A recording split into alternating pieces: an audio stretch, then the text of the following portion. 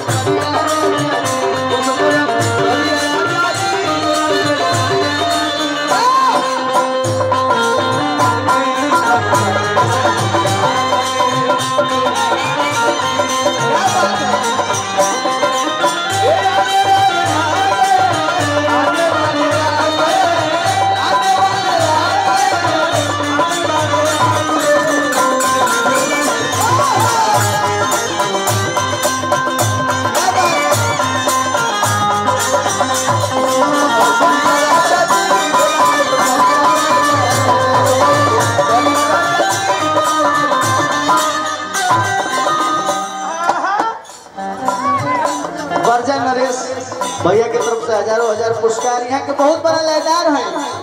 गुरु जी के गाँव में कहीं होखेला सुने खातिर लोग आइला बहुत बहुत धन्यवाद और कोना भाव कहती है मुर्गी मार के जोगिंदर भैया तनी मुर्गी मारब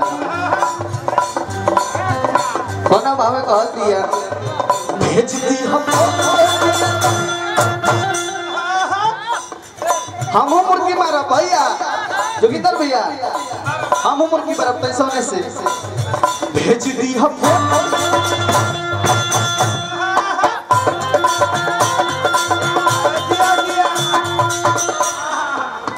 हमारा मोबाइल को रखब लगा के दिया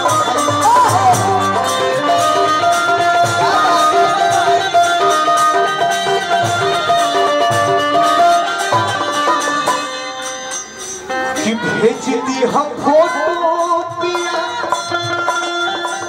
हमारा मोबाइल पर रखब लगा के दिया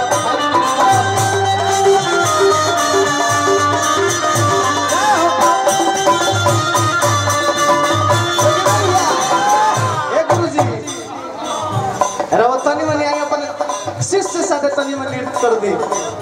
अरे वो धोतिया पूरे भोजपुरी हिलेला जोगिंदर भैया भेज दी हम फोटो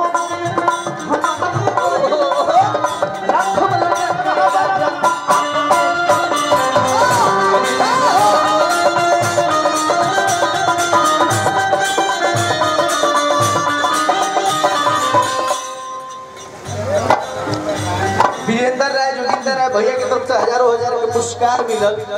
और देखिए बहुत सौभाग्य के बात कि हमनी के मंडली हमनी के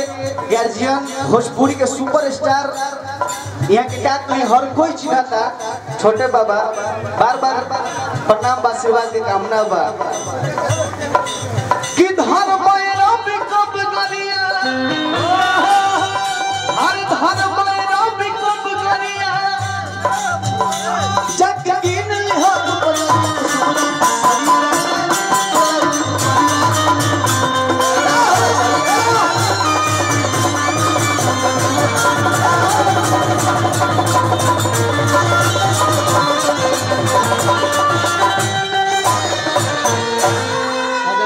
पुरस्कार रघुवीर की तरफ से। चलिए बहुत समय अभी अभियंता जी का ये हमके गुरु जी चाहब कि आप सब एगो आशीर्वाद